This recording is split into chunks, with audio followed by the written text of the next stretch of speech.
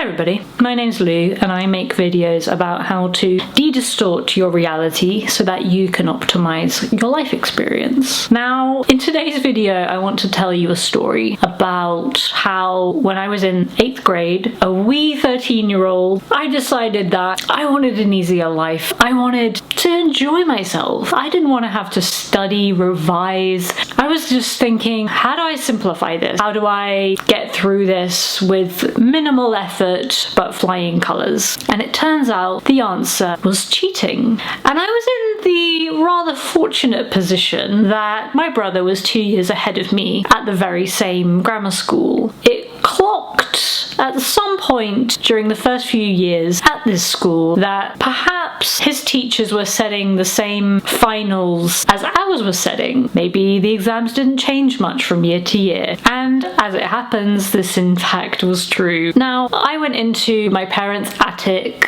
one evening in May and found a box of my brother's previous examinations and report cards. So I was rifling through this box with absolutely no pretext of what was about to happen. And I saw just a few pieces of stapled together A4 sheets and it said Year 8 Science Examination. And I thought, wow, okay, that's interesting. I obviously had no clue that this could be the same examination that we were going to be set. I grabbed this booklet, little pamphlet. I decided to have a read and I was actually rather intimidated by the questions in this paper. I was like, wow, gosh, I would never have known where oil comes from. At 13 years old, I had no concept of fossilization and pressure and how we get crude oil from very far down in the Earth's crust. I had no notion of this. We hadn't even been taught it. But it turns out this was actually going to be coming up on the science exam. So I decided if I was going to be thrown a curveball like that, well, what other curveballs are in this paper? So I decided to descend from the loft, the attic, with this paper. It was the only such examination I could find in this box of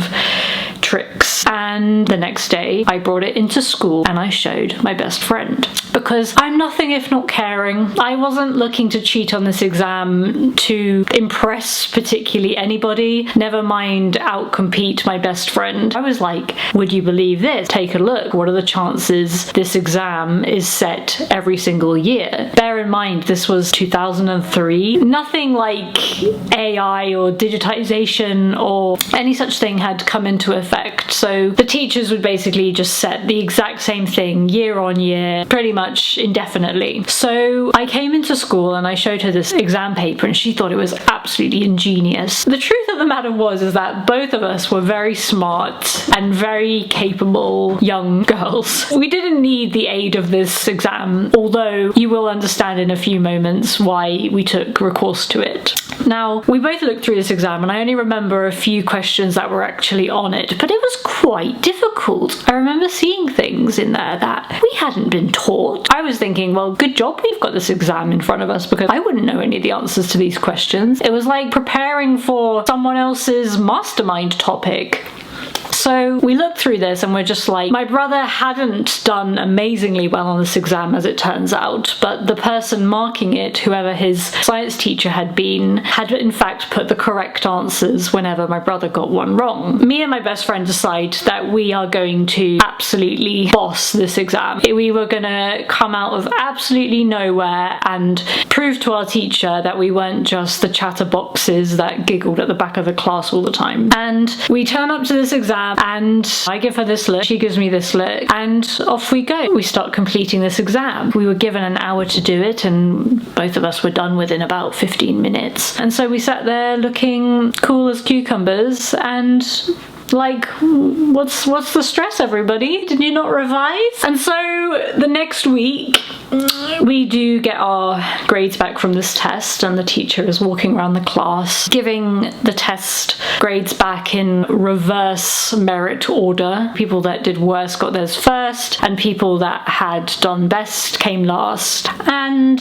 me and my best friend had in fact got nigh on 100% each. It's fair to say the teacher absolutely absolutely had no clue what had gone on, what little ruse we had pulled. We were good students, we were bright, we were engaged. It's just this test was quite difficult because it contained quite a lot of stuff that wasn't on the curriculum. As it happens, it was the decisive test for whether you would go on to separate sciences for GCSE or you would be funneled into the lower sets for double award science. And this test, we both had bossed it, me and my Bezzy, and we were promoted to the very top sets in science. Now, I can't speak for my best friend. She was very, very smart. I'm sure she still is. She became a doctor and clearly did amazingly. For me, I was never the most interested science student. The moral of this story is that I had so madly impressed my science teacher with this performance on this paper that it actually minted in me a kind of rational eros. I had suddenly been able to channel something inside of me that, you know, couldn't have really given two